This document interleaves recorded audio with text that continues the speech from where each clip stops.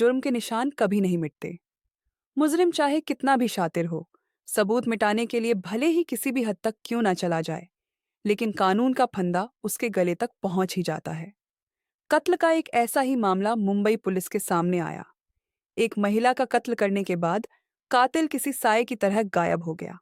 ना कोई CCTV footage, ना कोई सबूत और ना ही कातिल तक पहुंचने के लिए कोई सुराग।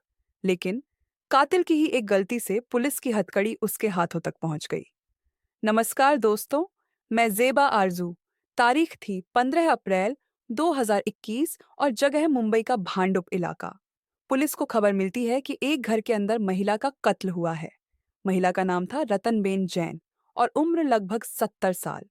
वो पिछले करीब 28 साल से अपने इस घर में अकेली रहती थी।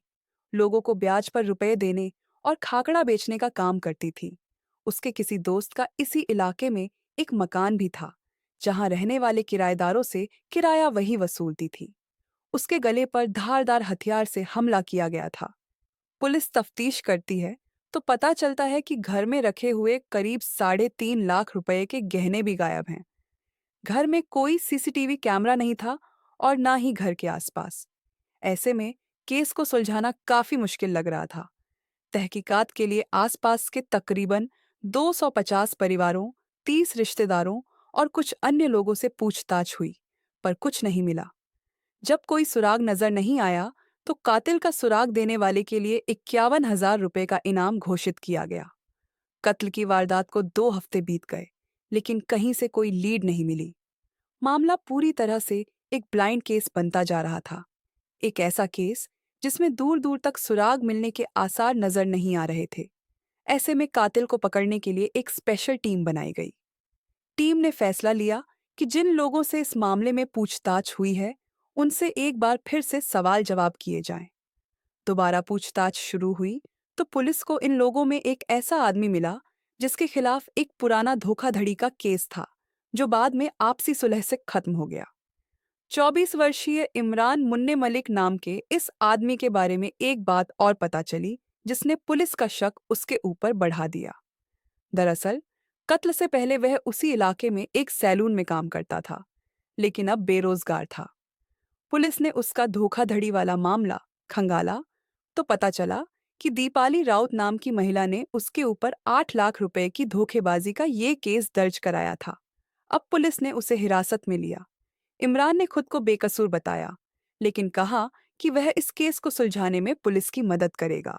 हालांकि बीच में ही इमरान चकमा देकर यूपी में अपने गांव भाग गया। पुलिस को जब उसका सुराग नहीं मिला, तो उसकी कॉल रिकॉर्ड डिटेल निकाली गई। कॉल रिकॉर्ड से पता चला कि वह दीपाली के संपर्क में था। अब पुलिस ने दीपाली को हिरासत में ले लिया। दीपाली ने पूछताछ में बताया कि इमरान ने उससे 8 लाख रुपए उधार लिए थे, जिन्हें वह लौटा नहीं रहा था। हालांकि बाद में दोनों में समझौता हो गया। पुलिस की एक टीम इमरान को तलाश ही रही थी और थोड़ी मशक्कत के बाद उसे गिरफ्तार कर लिया गया।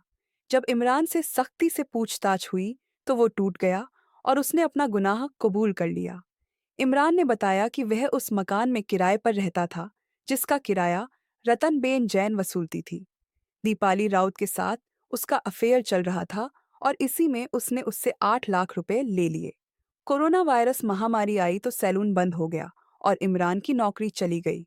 अब इमरान को जहां एक तरफ दीपाली के 8 लाख रुपए लौटाने थे, वहीं रतनबेन भी कमरे का किराया देने के लिए कहती थी।